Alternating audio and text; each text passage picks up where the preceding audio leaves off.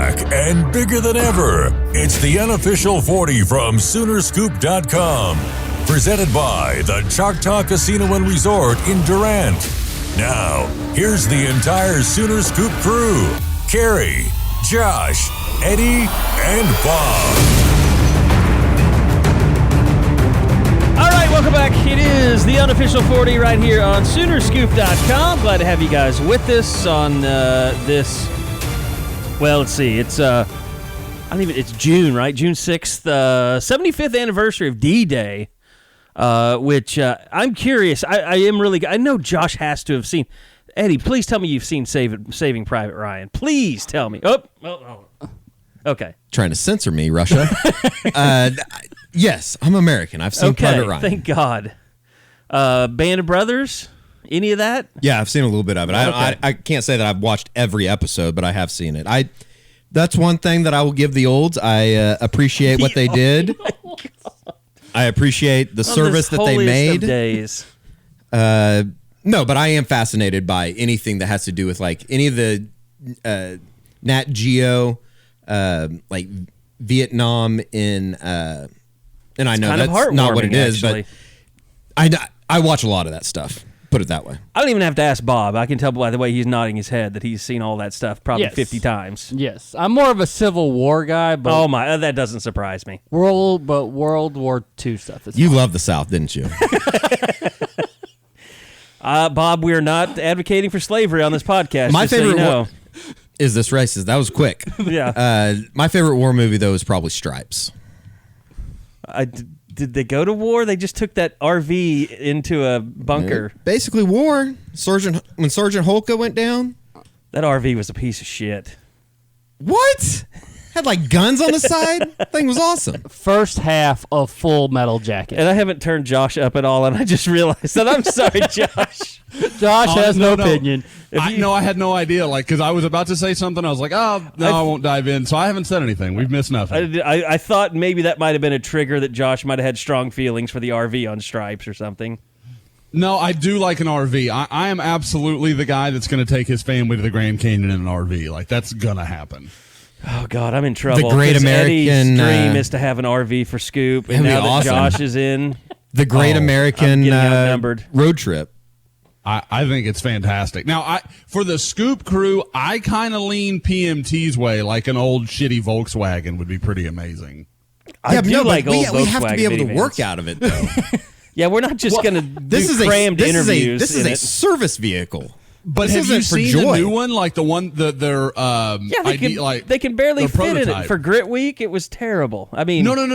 I mean, like Volkswagen has brought back their old van and they're trying to revitalize it. And it's got like workstations in it. It's a whole thing. Well, I mean, if we could get the Sooner Scoop wrap around it, that might be something. See, that's a problem because when we go on the road, people are going to just slash our tires. Not if the security's sitting outside. How much money do you think we have?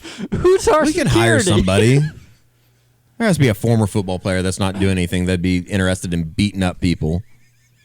That seems like a terrible generalization of former players.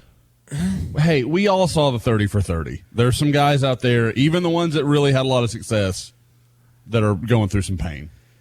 No, I mean, look, there's a reason they have, and they need to have better and better, like the Sooners helping Sooners thing. There's a reason for those things. Like my dad, my best friend's dad, who just passed away recently, he was really big into that, the Port Robinson scholarship fund, the postgraduate stuff. They just had the dinner for that, didn't they? A couple weeks ago? Yep. They sure did. Well, we're potting today. We're kind of in a little bit of a rush. I mean, it won't be a super short show, but the reason is Lon Kruger is going to meet with the media this afternoon, so Bob and Eddie have to get over there. But he is going to introduce, and Bob, you are all on top of this one. He's going to introduce his newest assistant and talk about his new staff after the loss of Chris Crutchfield and who else? Oh, his son. Yeah, his son. Yeah, it's going to be cool to talk to him about Kevin leaving and Molinari coming in and Pooh Williamson being officially announced yesterday. Davion Harmon, Victor Iwuakor, the 2019 class has arrived. The rule changes. 3-point line moving back. Indeed. I think it's a good thing. International length. And 22 feet, right? Yeah, so it'll be good to talk to Lon for about 10, 15 minutes, kind of get his thoughts. Because if they don't have a trip, and I haven't heard anything, no last minute thing, they don't have a trip. They can't practice. You can't watch them practice. Oh, okay. There's no organized media events that come with it. I think that was what I got caught up on. So they're not playing in a preseason or a summer thing, so that's why we can't stay around, because they are practicing today, aren't they? Probably. I mean, they had their, like, when I was Today's their first day that you can practice. Yeah, when I was talking to Harmon, he's mentioning, we're having meetings Sunday, Monday. I'm getting there Saturday. I'm all fired up. So, I mean, they're definitely all there and going through their stuff. We kind of talked about it before you left, or no, it was after you left last week on the pod, was just as far as the Pooh Williamson connection back to Tulsa makes a lot of sense with what they're trying to do, and especially with his connection into Oklahoma, Texas, and Kansas. I think they put on the press release that I think of his 18 years, 15 have been spent recruiting that area. So it makes a lot of sense in that area as far as especially with their pursuit of the 5-star Bryce Thompson, I would think, right? Oh, yeah. I mean, just as we saw what Brian Odom has been able to do in terms of football with the kids in state, you get that different perspective when you've been there, when you were that guy going through. Obviously, Pooh was originally from Beggs. When you've got that perspective, you know how much it means to be recruiting in your own backyard. And I don't think that's the singular reason why he was hired, but sure, it's not going to hurt his relationship with Rod and Bryce Thompson. And I would say, that was a needed hire after losing Chris Crutchfield. That was a very good recruiter.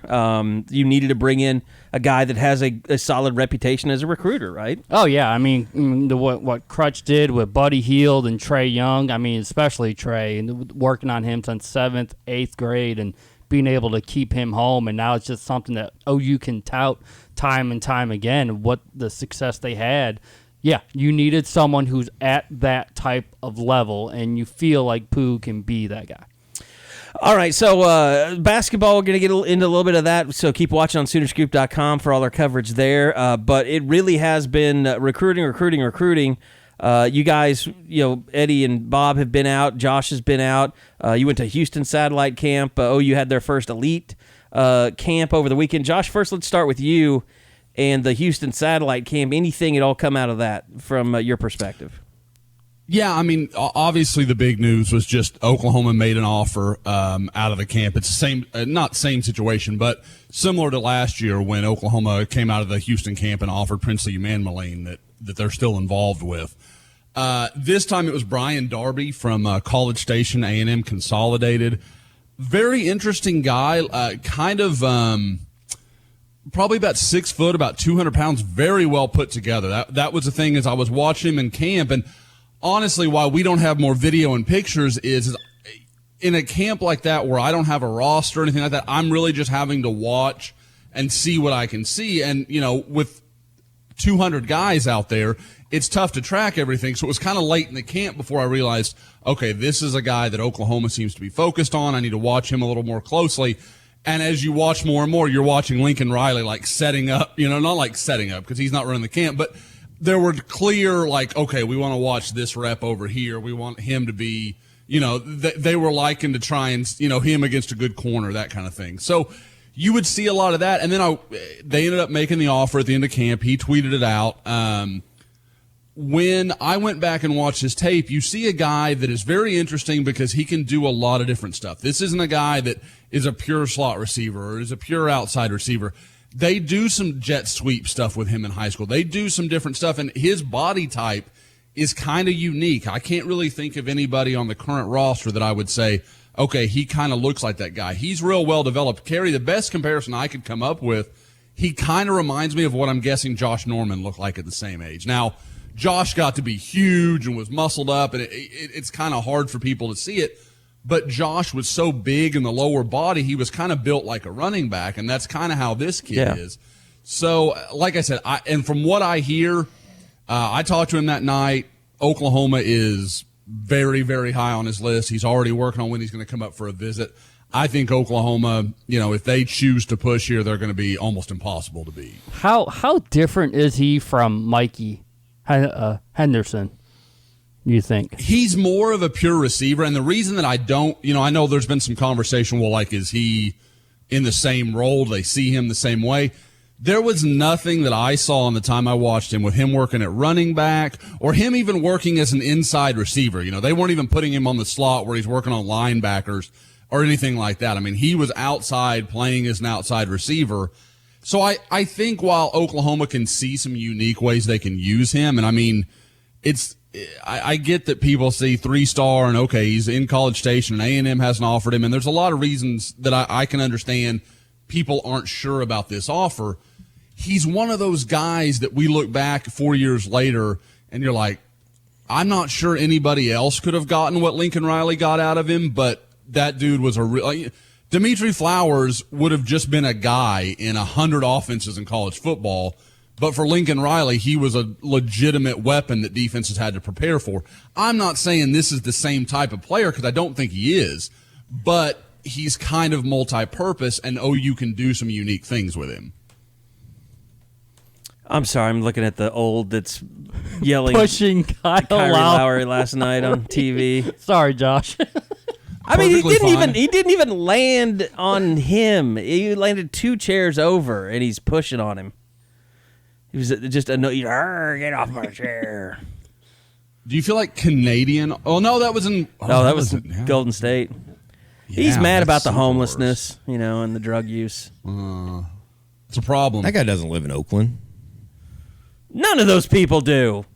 They're all Bay Area. I mean, it's the Bay Area, but they're all San Francisco people. They're Silicon Valley.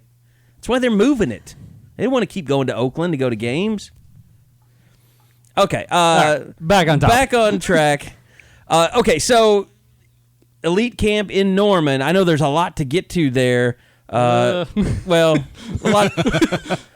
Okay, so there's not a lot to get to there. There's some things to talk about there. How about that? Yeah, I mean, it wasn't showcase of the elite. I mean, I think there's maybe a couple of names you can sort of circle as maybe just keep tabs on. I mean, there's a reason why you haven't seen a whole lot of video on the side of Yeah, that. I mean, there was Ethan Downs, and then there was. Well, and that was at the OLDL thing. Yeah. Yeah, that's true. Okay. Yeah, talking about the Saturday camp. That was the Deuce- Ethan Downs day. Okay. Like No, Deuce Hart. Ethan Downs was on Monday. Yeah. Well, that's what I'm saying. The OLDL was Yeah, basically Ethan Downs. Yeah. day. Yes, like it was Deuce Harmon. That was sort of his show Saturday. He's picked up a couple offers since. He's the younger brother, Davion Harmon, who of course is OU's crown jewel of the basketball class, and he's a nice prospect. But I don't know if he'll ever work his way up to being an OU level type of guy, and I'm not sure he has that type of size And his position? or length of what Alex Grinch and Roy Manning will be watching for. He's got the speed, and he's picked up a couple offers since, but I'm not sure if anything's going to materialize here later. The name that I liked was Jalen Logan Redding, and Eddie can attest to this. You may not know who the kid is, but when you see him, you're like, that's a dude. I need to figure out who that is before I leave. He's about 6'4", 230 maybe, from Columbia, Missouri. Has a Texas offer, and now he's starting to actually pick up a lot more offers in the last 24 hours or so. But not sure OU's going to make that leap. You mentioned that Thibodeau invited him a couple weeks ago, and he loved being out there, but not sure where they go from there. And then you look on Monday, and it's a lot like Josh said with Darby, where the coaches start to flock. That's how it was with Ethan Downs, the 2021 prospect, Weatherford, that me and Eddie watched that practice a couple weeks ago. It started with Thibodeau, and then as it kept going, then it was Brian Odom, then it was Alex Grinch, and it was Ruffin McNeil, and they were all watching him, and you can tell that with each rep, they appreciated him taking the coaching and using it, because Tibbs was on him hard in that first hour, trying to bring out, like, show me why you deserve this offer. And every time it felt like Downs would respond in a positive way, to where at the end of the camp, you wonder if he was going to get the offer, and his body language said no. But then it sounded like within the next hour, the offer was official, and that should be a good cornerstone for the 2021 class in terms of getting kid in state that a lot of fans have been waiting for during the last couple months. Josh, it's been kind of an interesting progression with in-state kids, I think, over the last decade or so, because we've seen guys where we've seen schools like Ohio come in and take Oklahoma kids. I'm thinking, like South Dakota State, since John Flynn was there, they were coming in all the time. But Wyoming then started coming in, and Air Force and those guys have always been pretty present in the state of Oklahoma. But it just seems like over the last several years, you're seeing more schools, more power type schools come into Oklahoma looking at kids. I don't think there's any question. And I think, I really think part of it is the Josh Jacobs effect. I think you're getting schools that could have had him, could have recruited him, could have been on him all along. And they're kind of saying, well, okay, there's probably better talent in Oklahoma than we realize, which is something I think everybody in this pod has said for a while. It's just a little bit of an underappreciated state. Secondly, you're getting, we don't want to wait on these guys. We're going to go ahead and go in on them early. And I think that's what some of this is, because there are some in-state offers where, I like the kid, but I'm like, man, that's in front of where I have him. I don't see him quite that way. And that doesn't make me right, but it's not the way you've seen it happen in years past where, okay, that guy's about right. Okay, I bet you some Big 12s come in for him later, or he'll get a national offer come, October, November after some senior tape is out there or whatever. Now you're not seeing that hesitation, and part of that is just the way recruiting is now. I mean, you're seeing if a school hasn't made 120 offers, it feels like they're asleep. The meaning of offers not being is exactly prominent, basically. Which we'll get into, because I'm sure we're going to talk some rankings and how a kid with a 700 offers should be a 5-star guy.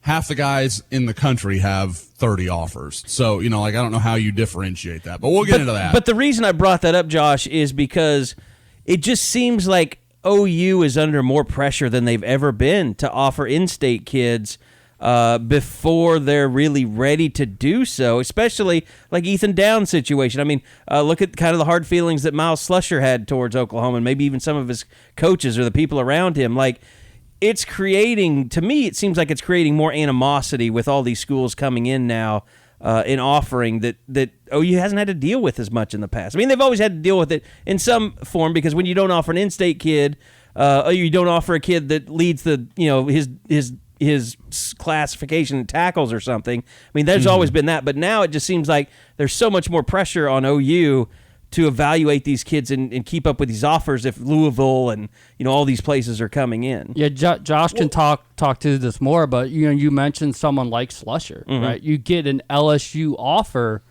that doesn't have to be committable, right? That doesn't have to be committable to the Tigers, but if you're OU and you offer, that's got to be committable. Yeah. You can't burn bridges within your own state, and it's definitely putting the pressure on the Sooners to.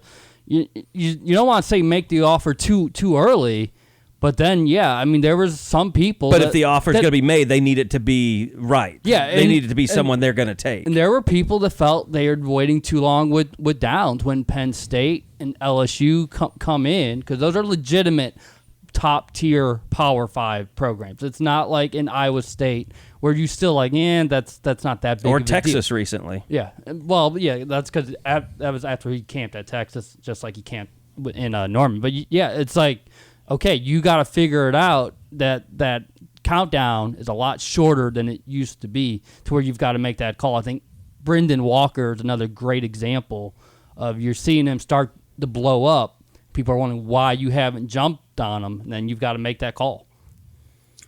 Yeah, Bob's absolutely right. I mean, and that's something I've wondered, because you look at this staff. Okay, you had Roy Manning. He's been at UCLA. He's been at Wazoo.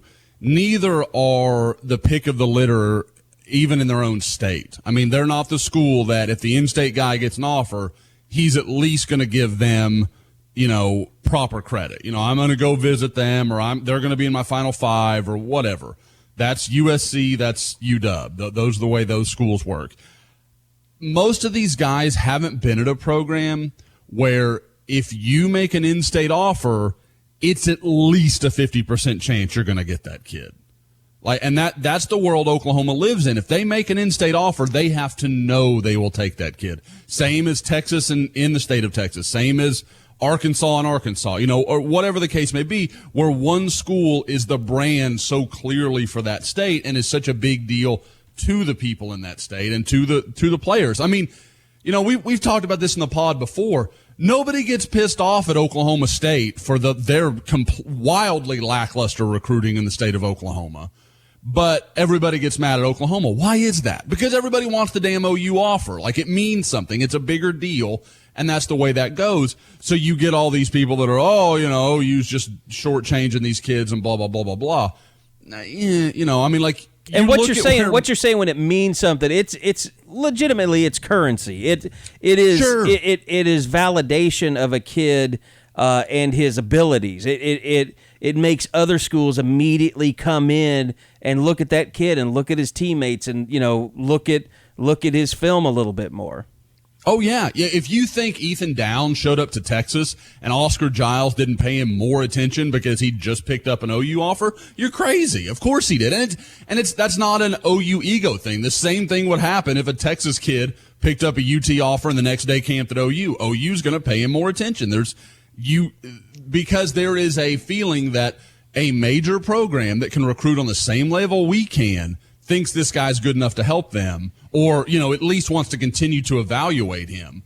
But Bob touched on it perfectly, and Slusher's a really good example.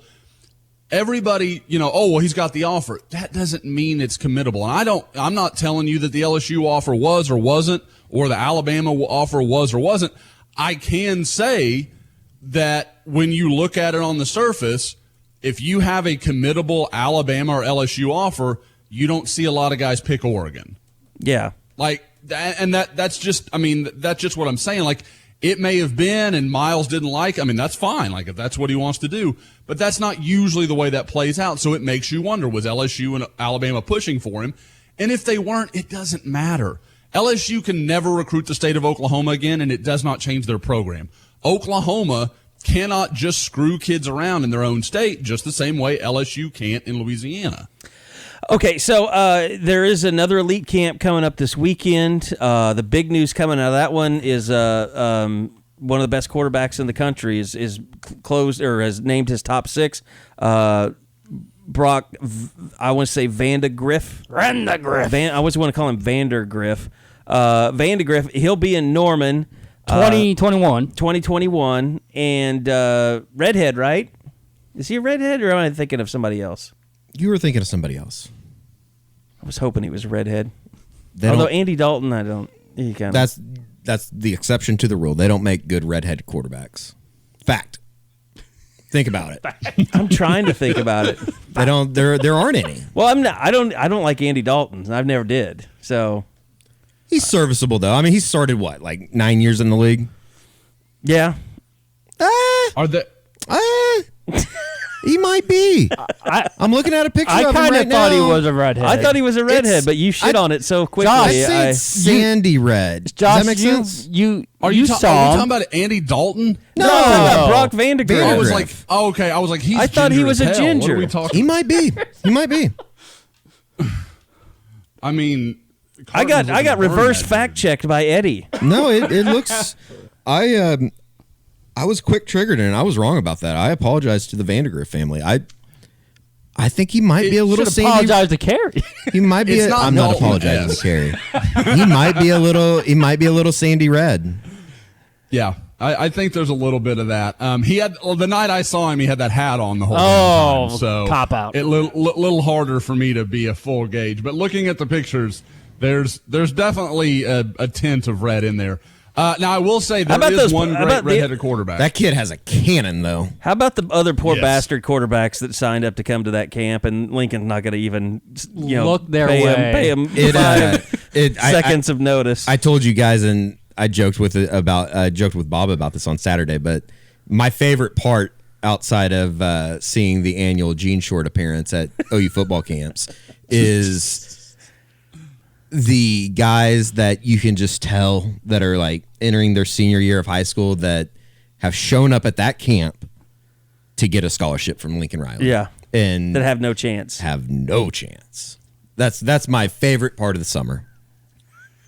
God, that's cruel. That's not cruel. That's when you're an evil bastard. That's not cruel That's at all. just That Eddie for is you. realistic. No, I think that's a good sign of kids that don't really understand how the process. Like, you never see that kid from Jinx or Union. You see that kid from Union City. You remember the somewhere small that just has no frame of reference. Right. You remember the Blake Griffin Daryl Drain commercial? No, what was that? It was like Blake Griffin was trying to get somebody to play basketball with him on 2-on-2, and there was this kid. Is this there. a local thing? It was a Nike commercial. You don't remember Daryl Drain? I don't know who Daryl Drain is. He's like, I'm Daryl Drain. I make it rain, and it's like this little kid, and he's got Find it, he's Eddie. got rec specs on. Look up Blake Griffin YouTube on YouTube. I mean, I swear, like, there was a period of my life that I stopped watching commercials. I fast forwarded through everything. Anyway, I love the Daryl Drains out there. For the people that do know what I'm talking about, I love the Daryl Drains that show up, the 5'7" quarterbacks. They're just like, I'm gonna come out here and make it rain. Oh, okay, yeah, I know. what you're Throwing it talking all about. over.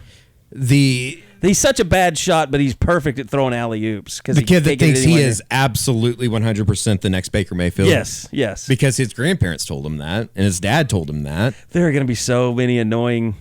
I mean, over the last 2 years, there had to have been so many annoying kids playing quarterback at these camps because of Baker Mayfield. I'm just like Baker.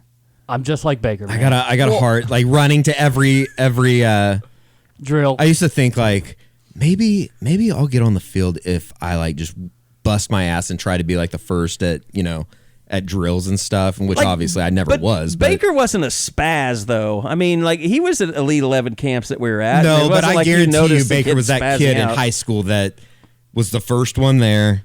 You know, like the kid that the stereotypical overachiever, the Rudy. I don't disagree with any of that. And because, I mean, think about what these guys are basing this on. I'm about 6 foot. I'm white. I'm a good, not great athlete. I can throw the ball a little bit. I'm more athletic than people give me credit for. I hate my doubters. You know, Watch your spell, kid. actually, I heart my haters. So if I have those 4 qualities, I'm Baker Mayfield. Like, done. The last 5 years There's a little more to it. The last 5 years in high school football has been a big years for the haters. I mean, It's always dedicated to them. dedicated it to the hater. right. And it's always Sorry, the 5-star. I had to sidetrack this thing at some point. So No, it's fine. Continue I mean, the serious discussion. We need to make that part of our YouTube channel. We need to go out and do a Finding Baker, like find the next Baker, and just it'll be a joke though, and we'll just make it really annoying white quarterbacks that are terrible but think they're awesome. do we? I mean, God, do we let them in on it? I Like know. Are they they're in? No, screwing around? not till the end. But they do have Wow, to sign a waiver. So it's like this is- somewhat do of whatever we it's want. like an undercover boss, but at the end, instead Yes. of getting a big prize, Yes. you The get told that you're not good enough. Yes. And maybe And we could we'll, get- we'll this have is like people. Borat. We'll have people show up like wearing like USC sweaters and stuff, and like they'll think they're getting an actual tryout in front of college Oh, my God. Oh, yeah. scouts and stuff. Yeah, that's Clay Helton. You didn't know that?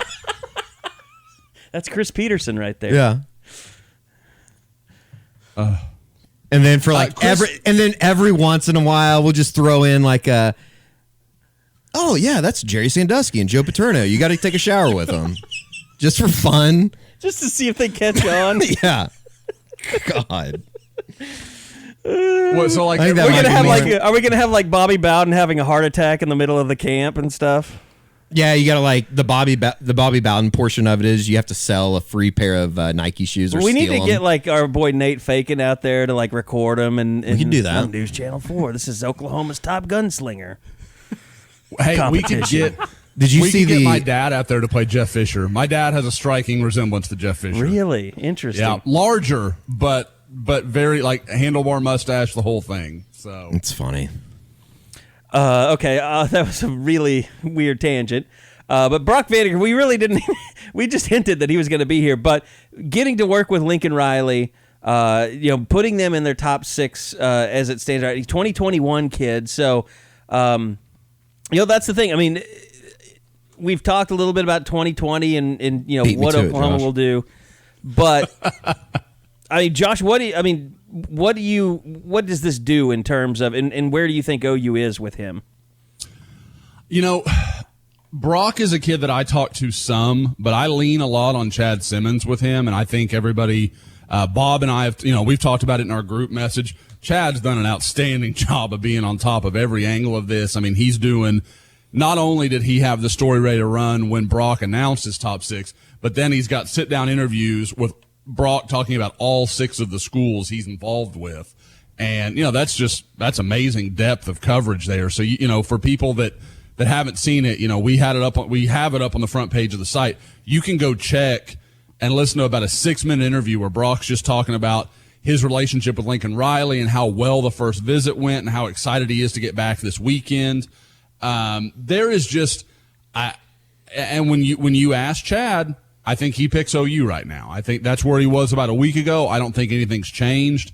When just talking to him and other people, I think it's no surprise that Georgia is a very real factor for him. I mean, he lives damn near in the shadow of the stadium. So, I mean, that's a real thing. But I think people that early on were taking it too far. I don't think it's like that. I think UGA is real, but he's not a kid that grew up a Georgia fan or anything like that. So, I mean, there's not that same connection that I think a lot of people assume. The other one that I find kind of surprising that a lot of people talk about is Florida. I think they've really made a run at him. He's pretty impressed with Dan Mullen's kind of background. I can't say that I fully understand that. That's me editorializing a little bit there. But I don't, but from what I can gather, they really like what Florida is presenting. I think what's going to be interesting is when he gets into these conversations where you look at guys like Fitzgerald and Prescott at Mississippi State, and even back to Tebow at Florida, those guys are running 10, 15 times a game. Yeah. And does that what Brock wants to do? That's great if he does. That's fine. And if not, then Mullen's going to have to change his offense. And then how interested are you in doing something that he's having to kind of invent on the fly as to where, Oklahoma's shown an ability to kind of do whatever their quarterback tells him, or whatever the quarterback's best assets are. Well, depending on what happens with Kyler Murray, I mean, all you have to do is say, do you want to be Dak Prescott or do you want to be Baker Mayfield? Yeah, that's what I was getting ready to ask you, was just the fact that how much of this is just a direct reflection of the last 3 years in Norman, just as far as you come work with Lincoln Riley, special things are going to happen. Like without that on paper, this seems like 5 years ago, Brock Vandagriff would have been a nice story. He might have come to camp at OU. Never in a million years would have been a serious actual interest. You know what he would have been 15 years ago? He'd have been Brody Croyle. Brody Croyle came to camp, visited, was interested, gave OU plenty of attention, but was never going anywhere but Alabama. Yeah. I mean, that was just the way that was going to go. So, I think you're dead on, Eddie. I think that's exactly what this is Lincoln Riley. I mean, guys, I talked about it in Houston. Okay, there was UW, there was Utah State, there was North Texas. I think SMU had a couple guys there. There were several major FBS programs represented. And, of course, one of them is Washington, and Chris Peterson was there.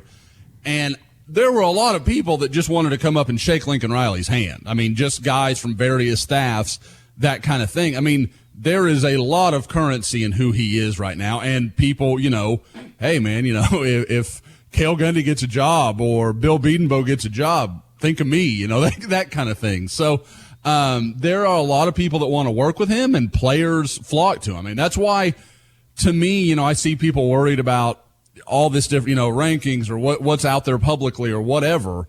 Well, okay, great.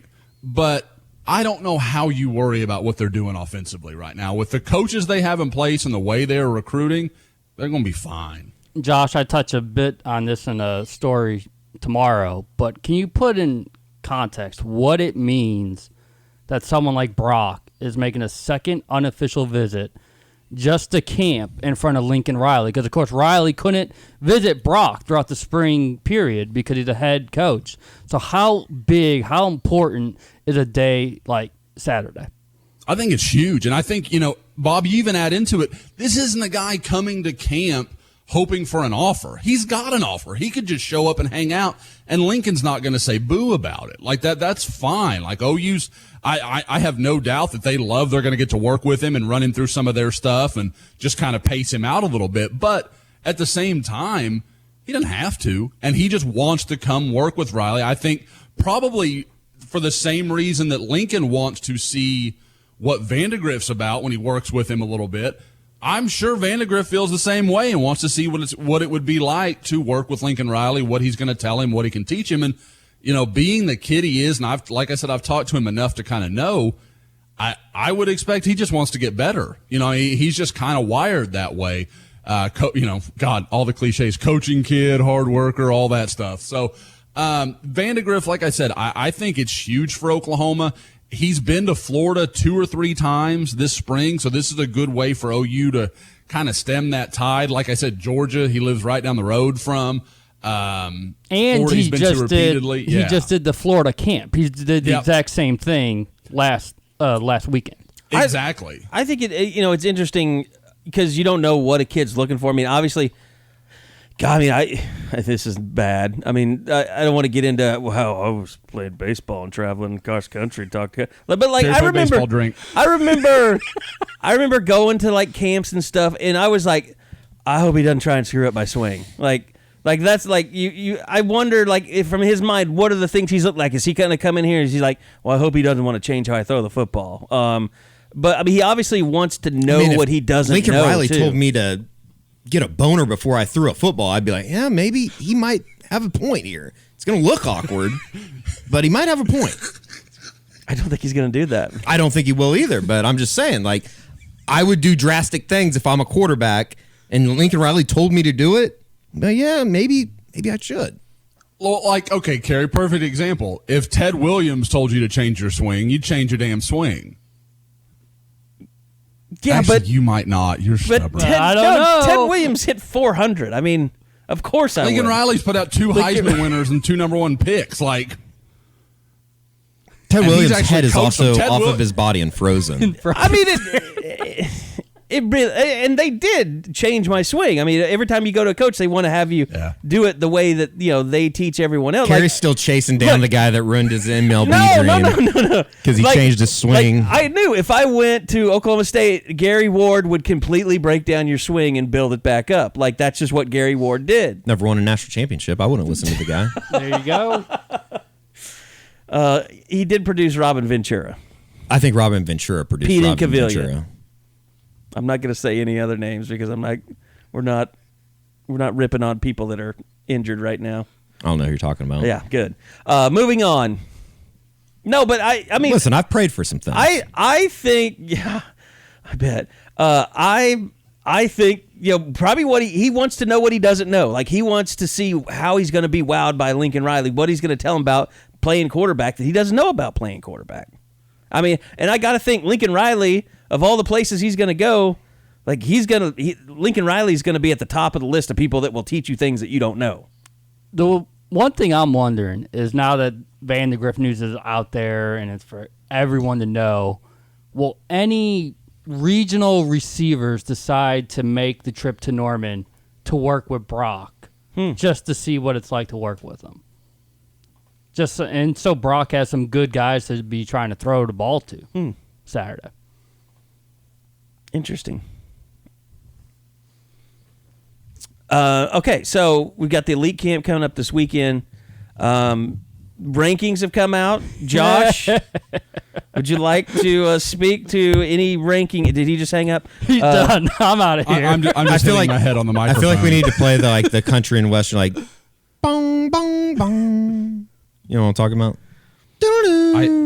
Like what they played in Greece before they gave the school announcements? No, I think he's talking about like a showdown at, Oh, I know what you're talking about. Yeah, like dong dong dong dong.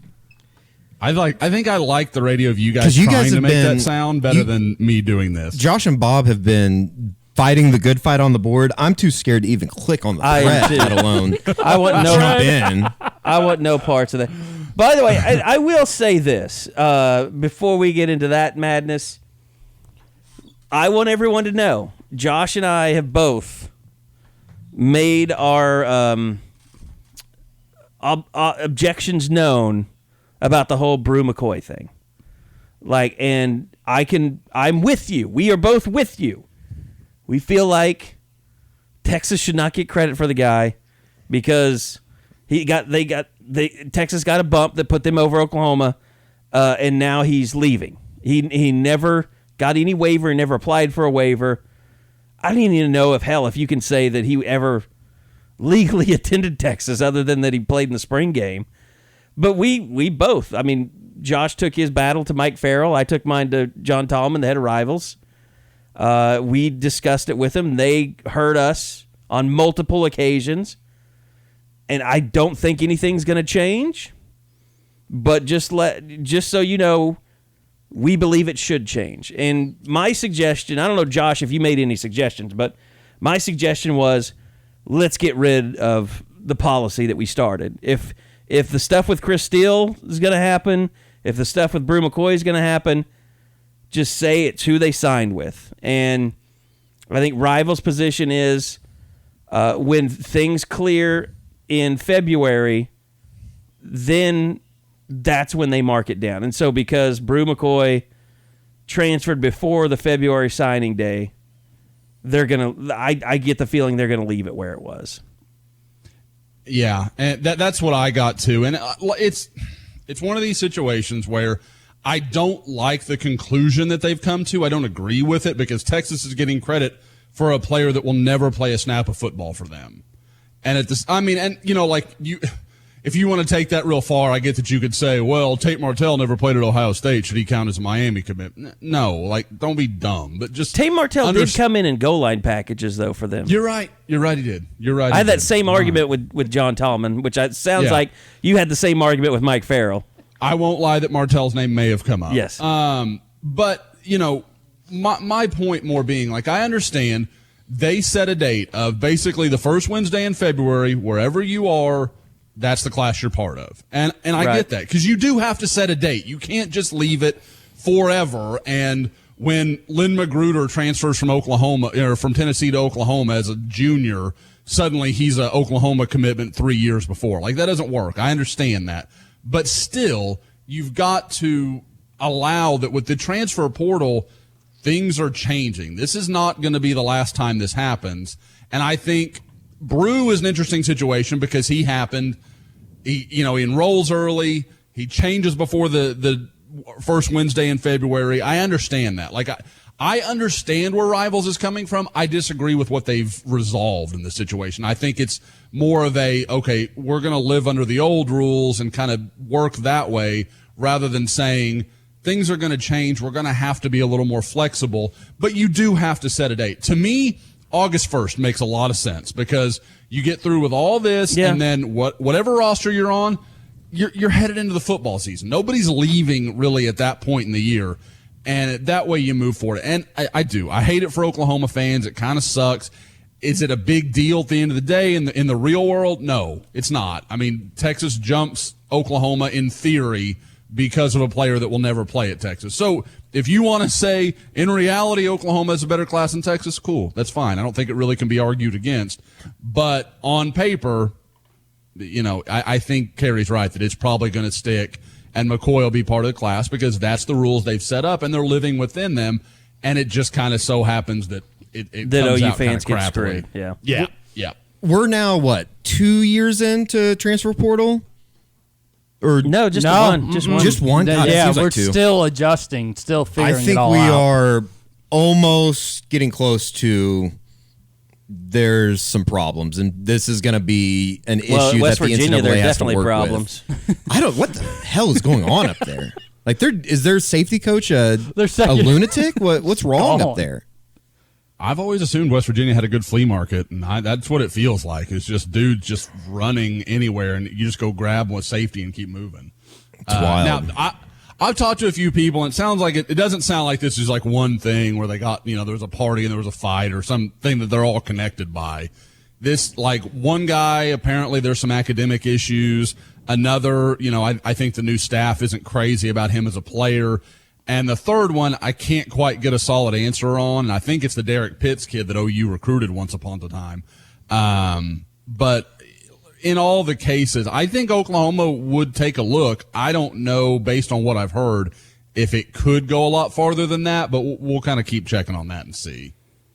But I mean, I know safety's a spot they wanted to look in the grad transfer. It just seems like your point, Eddie, as a whole, the transfer portal has become maybe not what people thought it was going to be, or maybe that it's being used more than people thought it was going to be. Definitely, it's been used more. Yeah. So it's being taken advantage of, I guess, is probably the best way to say it. I think it's turned into what coaches feared it would turn into most, which is a quick divorce every time something doesn't go your way. Well, it's basically, I mean, if I'm a student athlete, or if I'm somebody that's looking to get out of there, I'm working my ass off to get out of school in 3 years, graduate, and then basically do what Austin Kendall did. Go wherever you want to go. You can go wherever you want to go and have 2 years to play left. And then, like we've talked about before, if you're Bru McCoy, you can do what you did.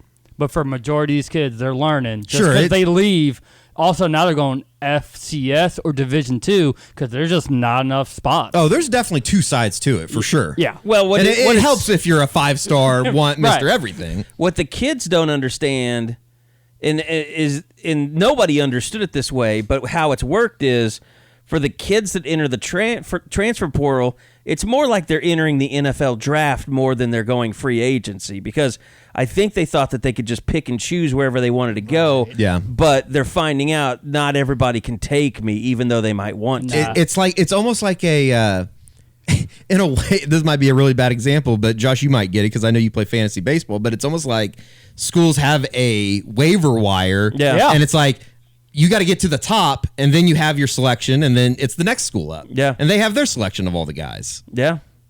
I mean, but you're right. The only way to really make it up, to be honest. The only way to really make it free agency is if you do graduate and you were a starter, and because in that situation you're leaving in good standing. Like the transfer portal, I have people call me all the time, like, "What do you know about this kid? Why did he leave?" Because it raises so many questions about you and your character and your stick-to-itiveness and all this stuff.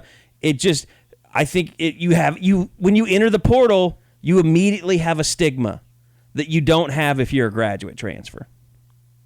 Yeah, for sure. It comes with baggage. There's no question. And especially with some of those kids that then transfer from Power 5 and don't end up anywhere, then there really becomes a lot of questions about what happened to make him leave and why hasn't he been picked up by anybody? Why he's not on the radar for any school like in his region or anything of that nature. Okay, so we talked about the Bru McCoy situation. Let me wrap that up real quick. Basically, kind of how Josh and I feel about this, and Josh, feel free to step in if I'm talking out of turn. We're not asking anyone. We're not telling you. We're not holding. We're not going to toe the company line on this thing. We're not sitting here saying, "Oh, just let it work out. The Rivals is doing the right." Like, we don't agree with it. We don't. We're not going to be dicks and start a campaign against Rivals or anything. And we're not going to tell you guys to not be upset about it or how to feel about it. It is what it is, and we don't think it was done right. It's not a common sense thing to us. It's a standards thing that Rivals is trying to uphold. But like Josh says, it catches OU fans in the middle of it. So, you know what? In the end, say whatever you want to say about it. We're not going to censor anybody. This would have been a good time to say, and by the way, you can pick up a Rivals Hates OU t-shirt. We won't feel bad when those go on sale. Insert link. At all. And those will be coming to a store near you. And by store, I mean Soonerscoop.com. Yes. Somewhat. Well, Josh, do we want to hit on some of the current rankings that aren't Bru McCoy? He doesn't want to, but he has to. Yep. I've just talked about it so little. It feels like I'm going to bring something fresh to this conversation. I'm ready. I think we can at least start on the one thing I did really like, and that's Nate Anderson making a big move, going from 3 stars well into the Rivals 250, just knocking on the door of the 100. To me, he's a 100 talent. Guys that are 6'4.5", 6'5", 270 and can move like he does. Those guys are just rare, and it's one of those things where almost no matter how highly we rank him, I feel like we're going to end up thinking like, oh, we could have gone a little higher because he's going to work with Bill Bedenbaugh, and you're like, that dude's going to just be unbelievable given a little time. So he's a guy I like a lot. I love what I think Oklahoma is going to finish this offensive line group like, and he's a huge part of that. I mean, I've penciled him at tackle. I've talked to some people that say do not ride out center. him being that heir apparent to Creed and being a great athlete that can do a lot of stuff, inside he'd be unbelievably athletic. I mean, more so than even a guy like Creed. And being a guy that's sharp enough to pick up what they want to do. So he just has a lot of versatility. You get into the things that I don't understand. Ryan Watts is a 4-star. He achieved that ranking. For those that haven't seen it, it just happened here Thursday afternoon. I guess Thursday morning. And, as a guy that I had a chance to see him live, it was in an indoor practice. I can't say that I saw enough to be like, well, that's a top 50 guy in the country. But I did see enough to know that dude has some freakish ability. I mean, there's some stuff that he has that few guys in the country can match. Now, he's long and he's kind of lanky, and that's going to be interesting to see how that plays. He's got a lot of development to go through. He's very raw right now. But there is just a whole lot to like. And when you compare him to Jahari Rogers, who, let's just be honest, Oklahoma has chosen to pursue Ryan Watts and is not really that active with Rogers right now. They made a choice for a reason. They prefer Watts. Now, that can be scheme. That can be a lot of different things. But I don't think they're off base. I think Rogers is another guy that has a lot of talent, but I don't think he has the versatility that Watts has that can move and change positions. Dante Manning, the other corner, is a guy that from the Kansas City area. I get why people are upset. His tape is outstanding. ESPN and 24/7 have gone all in on his ranking. To my knowledge, neither of those networks has seen him in person either. I would be more hesitant to put a guy in my top 50 in the country if I'd never seen him in the flesh. That just, people don't understand, especially at corner. There's a lot of stuff you can see in person that doesn't show up on tape. And as much as I like him on tape, I probably couldn't go higher than 175 to 200 on him right now. I just haven't seen enough. I don't have enough information. You need to see the hips. Yeah, I'm going to go see him this year. I'll watch his hips, watch his feet, just see the overall size. When you add in his track times, that checks a question. I mean, he's a legit sprinter. I mean, he's going to turn and run with just about anybody. So there's a lot that I like. I just want to see his feet. I want to see his movement. I want to see him, what does he do when, he plays against a receiver that can push him, that can compete, that kind of stuff. We don't know those things because he didn't, like I said, he didn't go anywhere. So no one's really seen him. So we'll see. But I mean, there's some other stuff, that I don't love. Noah Nelson kind of falling out of the 250. I don't think a lot of people notice that. I don't have a huge problem with that. Noah is a guy that I think has potential, but when I see him compared to some of the other guys I think that I'll see in this class on the offensive line, I don't think he's quite on that same level for me. And that's no shot at him. That's just how I see it. But, and Bob, if you have anybody you want to talk about, certainly, I don't want to take up all the time. But, I mean, it's just there are some rankings I have some issues with. And, I think over time they'll get corrected. Yeah, I think the two that I always have gone back to, and nothing changed with this latest update, is Andrew Rame and Seth McGowan. And it's just because they started so high, and yet they kept dropping, and it was just so hard to figure out why they kept dropping when, in my opinion, they keep getting better instead of regressing. They're not guys that maxed out as freshmen and sophomores. They're guys that are still getting better, still reaching potential, but yet they're on the cusp of almost falling out of the 250. Now, both of them never should. I don't think they will, but it's the fact that they're even on that borderline that just sounds confusing. Josh, if you were going to give Twitter handles for people to complain to most, who would it be? To complain to the yes. most? Complain, because you got to gripe somewhere. Just imperil. That is vicious. Now, hey, I do want to say Seth McGowan did move up a little bit in this ranking. So that, it's not where I'd have him, but it's just weird that he went, he was like at 40, right? From his initial start. He started at 20. Wow. At one point, no, you're right. He started at 44 and moved to 20. And then he moved down to like 220 or something. It's like, how? What did he do? Did they find out he was a redhead? Probably neck he structure. seems to have an athletic head. That's all. That's the only confusion, is that why those two just made huge drops out of what I felt nowhere. By the way, I feel good about Vandagriff's head. It's a good one. Yeah. It's athletic. Good. Good. Let's hope they don't cut that quote down too much. Where is Cameron Rising? Did he end up at Utah? Is that Utah. where? He's a Ute. We'll never hear Is he from gonna that start for them this unathletic year? bastard again.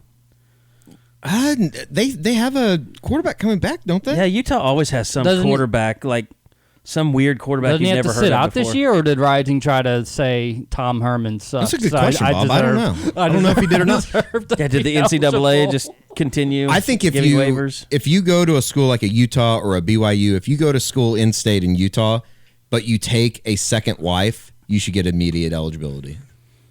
Don't you think that'd be a good rule? Did you read the Chris Steele thing on The Athletic? I did not.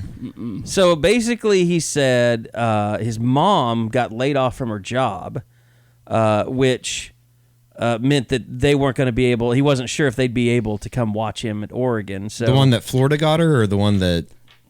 Ooh, man. Apparently, it was a school district job. So Oh, was it? Where was he from? He was from Bosco, wasn't Bosco. Yeah. Yep. Mm-hmm. he? Read into that what you want.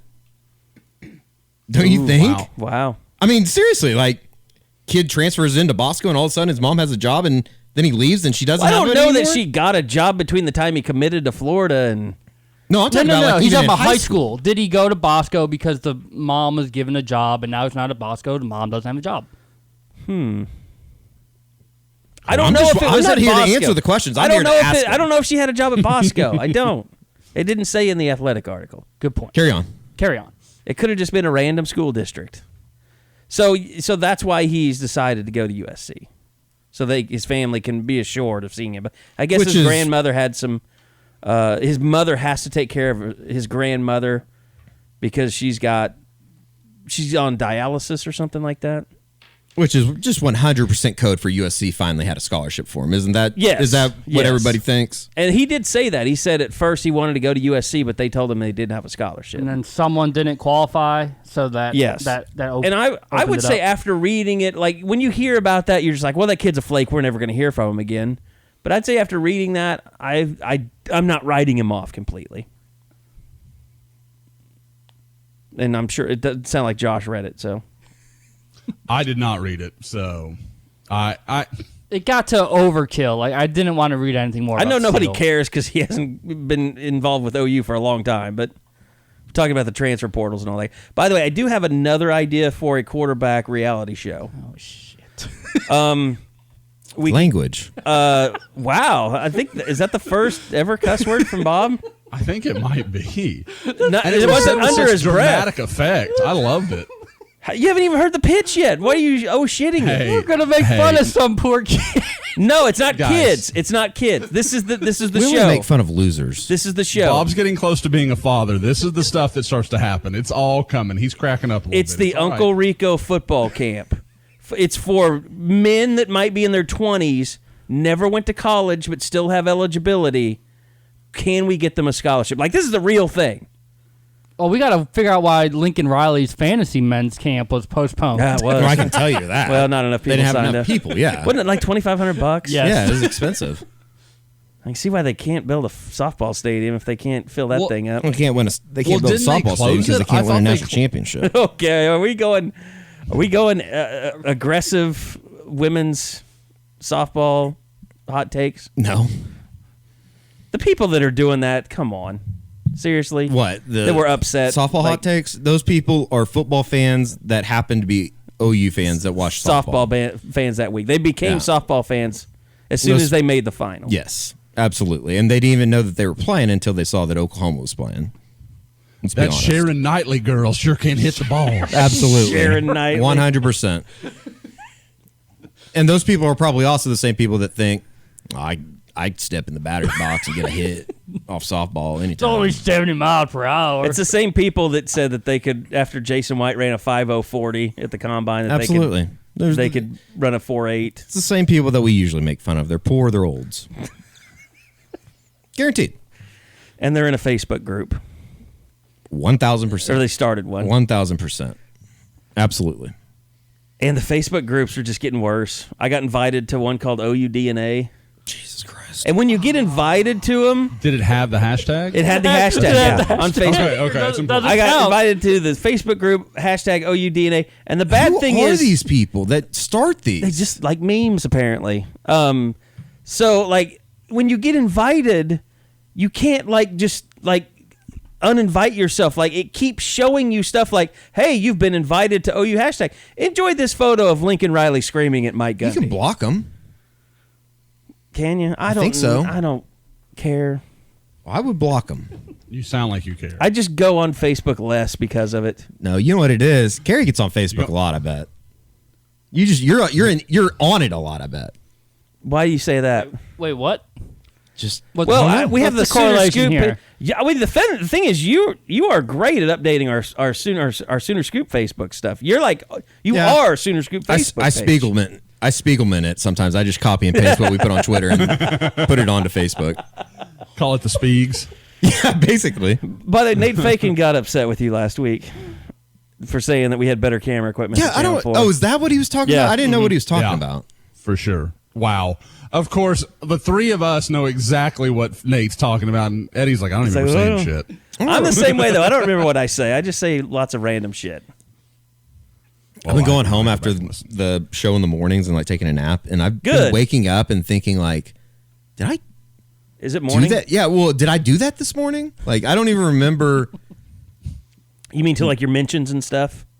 Or no, just like waking up and literally like thinking like, did I do a radio show this morning? Yeah, That ever happens. happen? That happens. Okay. Eddie, are we close to a year Over a year. that you've been doing this? Is it? Okay. Yeah. I want to say now that we've passed that mark, I was convinced in the first 2 months, I'm like, there's going to be some day he's going to be tired, hungover, possibly still drunk, and he's going to do that show like he's thinking he's doing the pod, and he's going to say something crazily inappropriate, and it's all going to come crashing down. I was Not a little yet. worried. I had a guy. I had a panic moment the other day because a guy tweeted at me and he said, "Hey, I just heard an F-bomb. You guys might want to fix that before you put it on the podcast." And Like fix it before it went on the live radio. yeah, like after he goes, and Because you guys recorded. and I pulled up the internet to make sure that I heard an F-bomb, up the and I confirmed it. And so I spent the last 10 minutes as a zombie pulling up our audio machine so I could go back and listen. And I said, frickin'.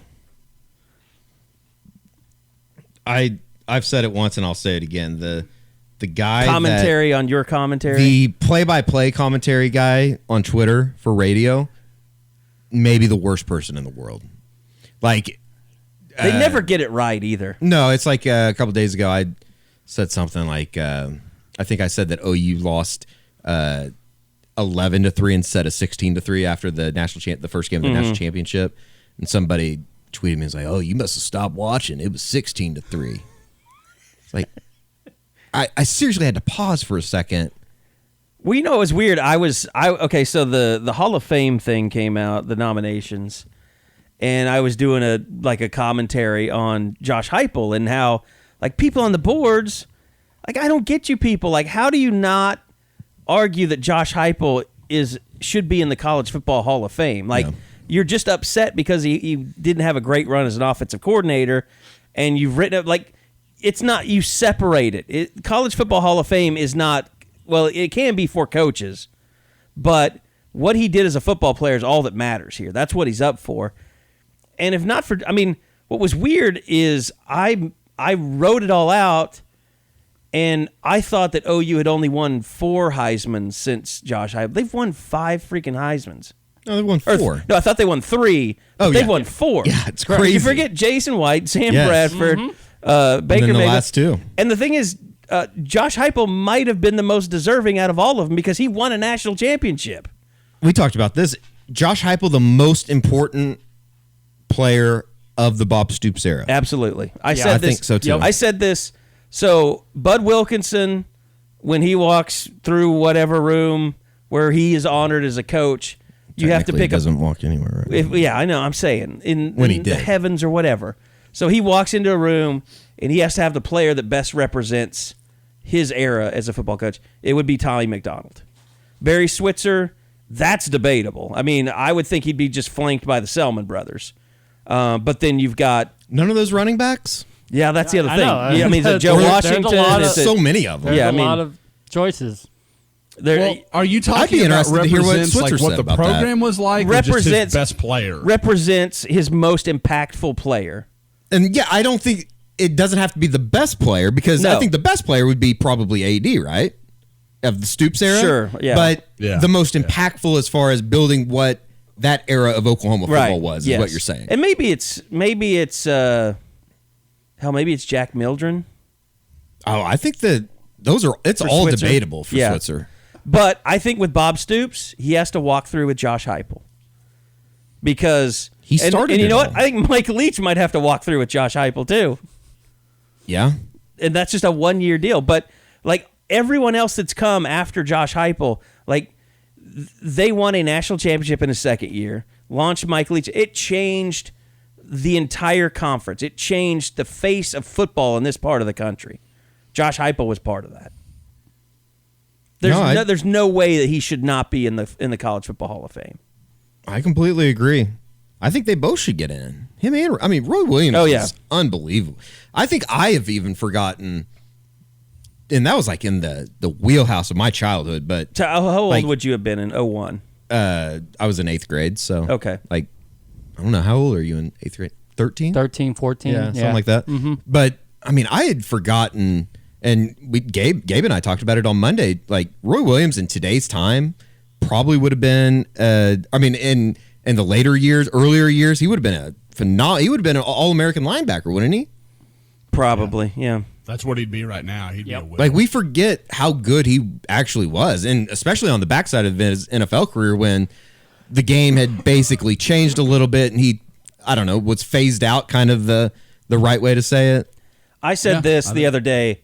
There's 2 players on defense that I've covered in my life that I put above everybody else that actually changed the game on the defensive side of the ball. One was Roy Williams, and the other was Ndamukong Suh.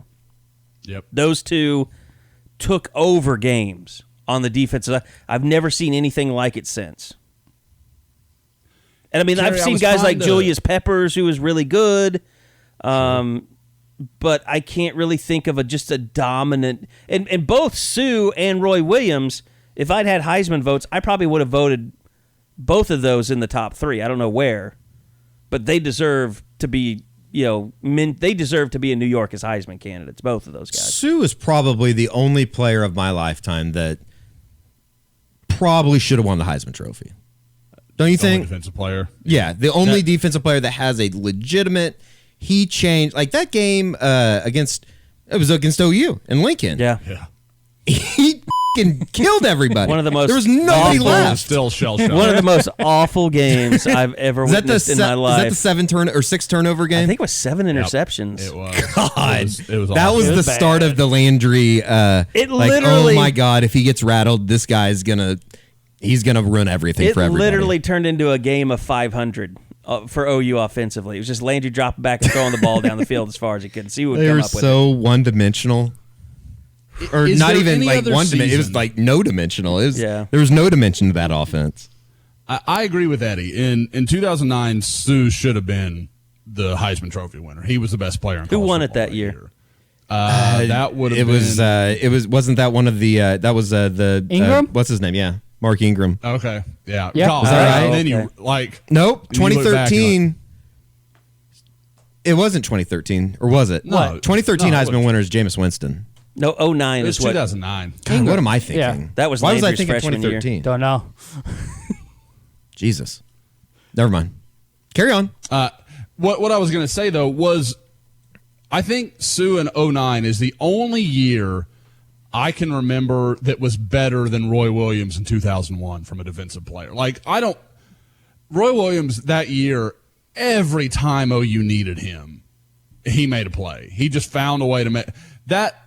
Carey, you talk about an ugly ass game. You remember the Arkansas Cotton Bowl game? Oh, It yeah. was cold as hell. It was like a 10 a.m. kickoff. That was awful. I was drunk as I could be. They painted that field some weird ass green. Oh, it was Bob. Like every guy, I the know. first 5 minutes, every guy is just green. I mean, just green. It was unbelievable. But I mean, Arkansas literally couldn't go anywhere because of Roy Williams. Like, he would just stop everything. I think they had 57 yards of total offense or something that game, something ridiculous. Look up 2001 Orange, or it would be 2002 Cotton Bowl, Eddie. The Arkansas game? Yeah, box score. Dude, 2002 Cotton Bowl box score. I slept in a car that night. It was the day after New Year's, wasn't it? Yes. It was like 10 a.m.? Yes. Yeah, I slept in a car that night. With Sorry, some Mom. C-rate Fox announcers. Who Oh didn't yeah, because wanna Fox be that was Fox that was their had only Fox. college football game. It was like What are we looking for? I think it was Pat Summerall Total yards for total offensive yards for Arkansas. Oh, my God. What was your guess? I thought it was 57 yards. 50. It was 50. 50. They had 6 first downs. I mean, there was series last year. You probably gave up 6 first downs in drives. Well, Army 50 yards. That 0-1 defense. They had never more gets its penalty due, yards than total yards. But you look through that roster, that's one of the better defenses like in school history. Sure. That was they were like stacked. Roy, Tommy, Teddy Lehman. I mean, you Dusty. just run down the list. Yeah, Dusty was a standout even as a freshman. I mean, Dan Cody, Larry Jimmy Wilkerson Burdine. was a damn good player. Yeah, Jimmy Wilkerson. I mean, there was Brandon Everidge and Roy Williams are your 2 safeties. I mean, you had some dudes. Man, I wish they had the Derek Strait, individual players on Andre this. Woolfolk, Yeah. Let's see if they can get it somewhere else. Teddy, and was it Teddy and Rocky that year? Was that Rocky's last year? Was Rocky still there in 0-1? I can't remember. I believe so. Because he was a junior when they won the national championship, right? Rocky? Right. I want to say that's right. This would have been Terry, that 2001, might be right, 'cause 2002. when did we interview him in Tennessee? Here It was we with go. Jason. Yeah, you're right. No, he was. Damn, he got drafted higher than I remembered. He was NFL drafted 02, and he was a 3rd-round pick. Gosh, Thomas this is... was. I didn't realize Just that. think about this. Or remember. Here's some names from the defense. I finally found it. Rocky Kalmus, Roy Williams, Teddy Lehman, Corey Heineke, Matt McCoy, Brandon Everidge, Derek Strait, Jimmy Wilkerson, Brandon Moore, Dusty Dvoracek, Barry Holloman, some little guy named Tommy Harris, Antonio Perkins, and that was Corey Klein had a tackle, Jonathan Jackson had a tackle. I mean, that's a who's who list. Those were all guys that recorded tackles in that Cotton Bowl. Let's see. Rocky How many Kalmus- national award winners do you Rocky have? Kalmus led the way with 10 tackles that day. 2 tackles for loss, fumble recovery. Well, you had Tommy Harris. Tommy won an Outland. Didn't he? Outland. Yeah. Derek Teddy and Strait Rocky both won won the butt kiss. Derek Strait won the Nagurski and the Thorpe. Yeah. Williams did the same.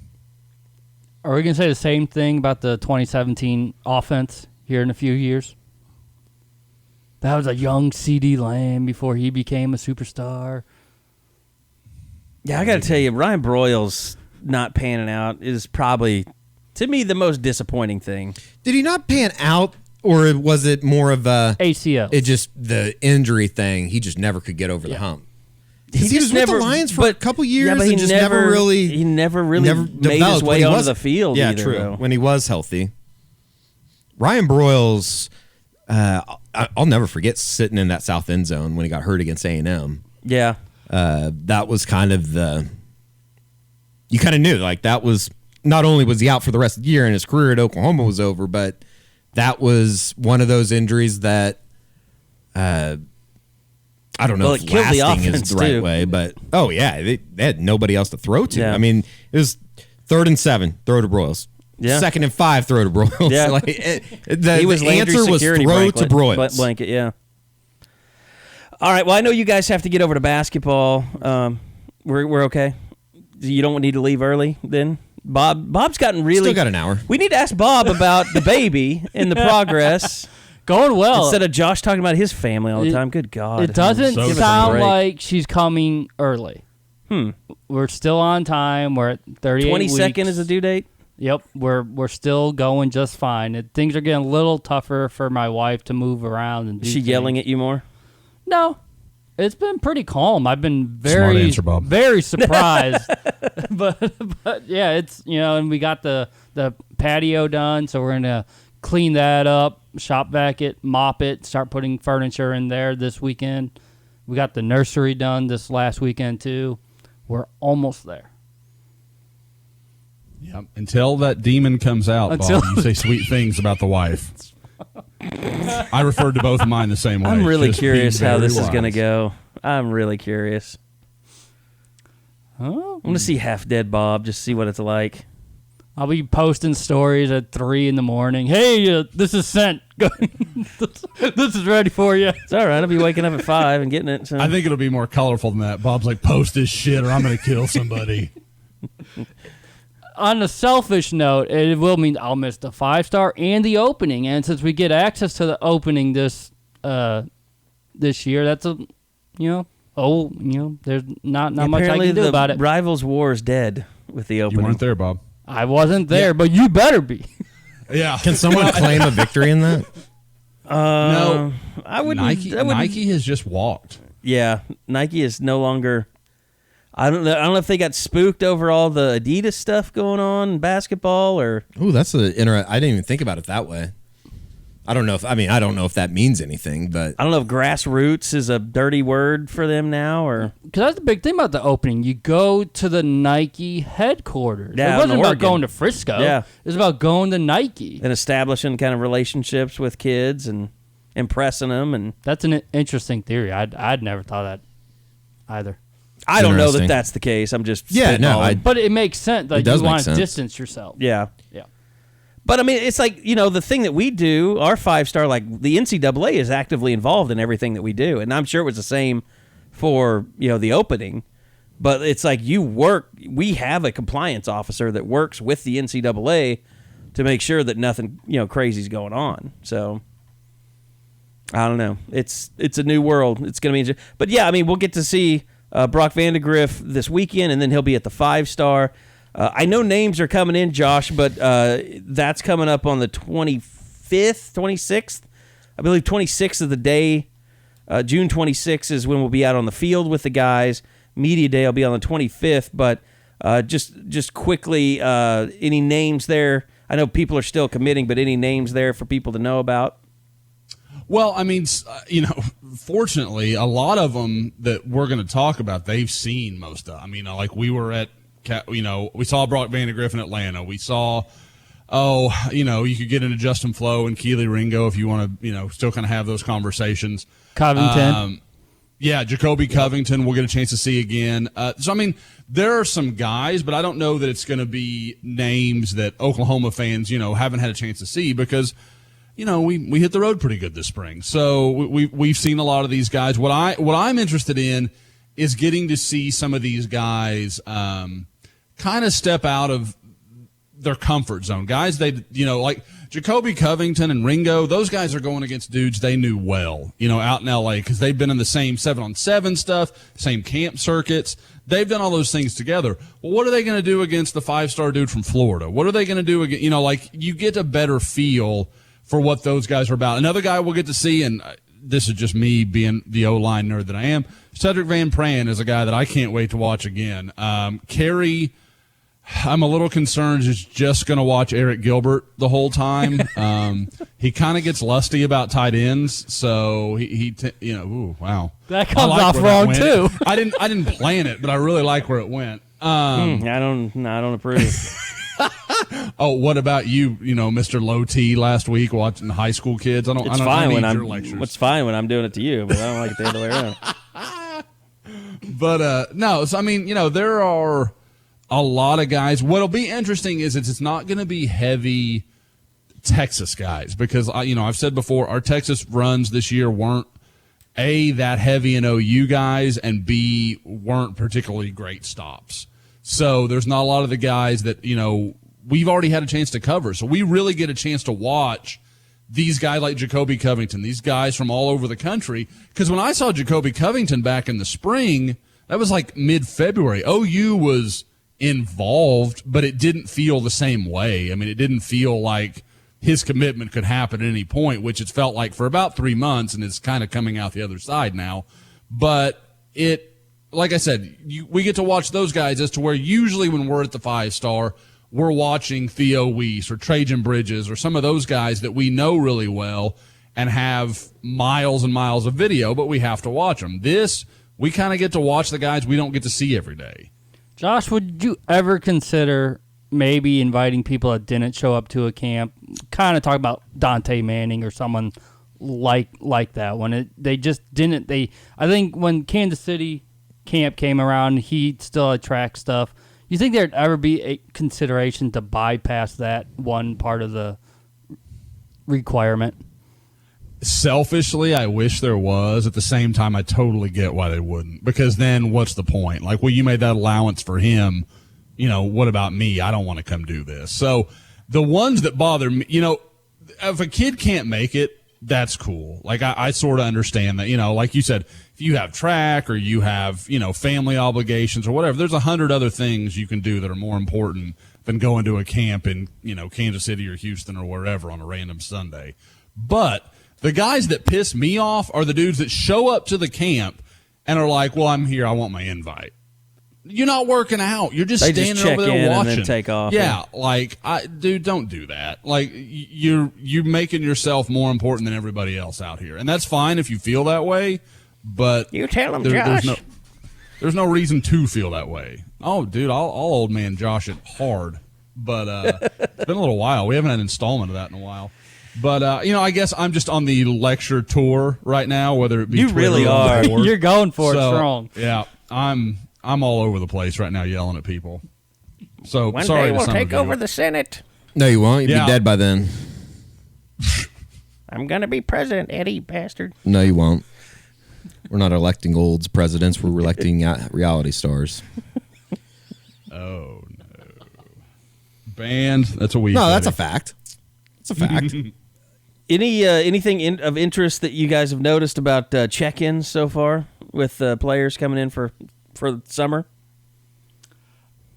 So far, everyone is enrolled except Stacey Wilkins wasn't as of 2 days ago, but Stacey is on campus.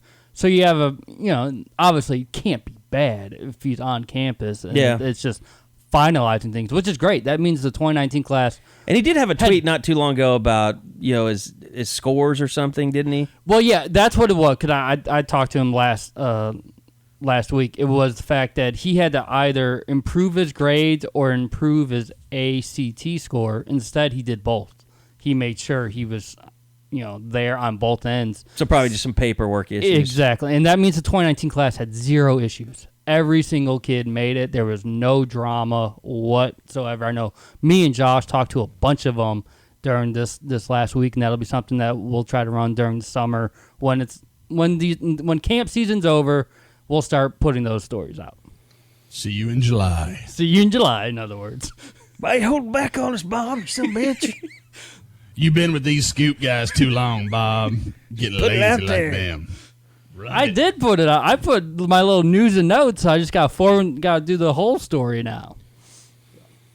All right. Oh, of course. Even when we try to get Bob shit, he has a defense. No, I have a defense. Eddie has That's some something order real of quick. business. We were talking about the old guy from Golden State that got pushed. Right. That pushed Kyle Lowry. Oh, some news out on him? There's some news Saw out this. on him, Yes. obviously. Ooh. Warriors announce minority investor Mark Stevens He is had not a- allowed to attend any more NBA He had Finals a- games after Holy inappropriate contact with crap. Raptors He had a guard special Kyle Lowry. badge on. He had like some Holy sort of badge. crap. He was a minority owner with Yeah. the Warriors. Wow, that's not going to go over well in the locker room. What was that? Was that first Deadspin? There he Did is, they get right that there. first? That's who I saw it. What a jerk. Sitting in the gay bikered seats. Can't do that. Can't do that. Yeah, because you see the lanyard. You know he's someone special. God, what an old. Yeah, absolutely. What an absolute old. Oh, look at his shoes. Those are the most offensive things that are. Were they New in the whole- Balance? They're like yellow and blue. They're the Warrior colors. Oh, Wow, well. this is breaking news going on now. Interesting. That's fantastic. I love it. Yeah, it's pretty funny. They got to keep me interested in this damn thing somehow. Yeah, I know. So that might actually make me watch Game 4. I didn't watch Game 3 at all. It's going south quick if Toronto wins another one. All right. Appreciate it, guys. I know you got to get over to Lon Kruger. Sure. Looking forward to that. And we'll be back again next week as we get closer to the 5-Star Challenge. and as players start checking in. And there might be some news later this afternoon if you're listening early. Yeah, I was going to say, yes. Did we want to hit on the Seth McGowan stuff? Is that what we think it is, that it's possibly a commitment, or? He, for those that, haven't checked Twitter, don't know what Eddie's talking about. He announced about, Eddie, about 30 minutes ago, probably? Yeah. That, I guess, easier to say this because who knows when you're listening, at 11 a.m. on Thursday morning, that he had big news today at 4 o'clock. Now, he's already released a top 4. Everybody kind of knows where he is. And Seth is not the kind of kid to really run big news and then I've cut my list to 3. He's not a glory hog. See that. No, he's not. So I would guess he's going to announce a decision. And I feel pretty good about Oklahoma's chances. There you go. All right, good stuff. We will be back with you guys again next week, so appreciate y'all listening. Go check us out, Soonerscoop.com. Also, don't forget to like, rate, subscribe on iTunes, Google Play, whatever your podcast platform of choice is. So until next time, it's been the Unofficial 40 on Soonerscoop.com.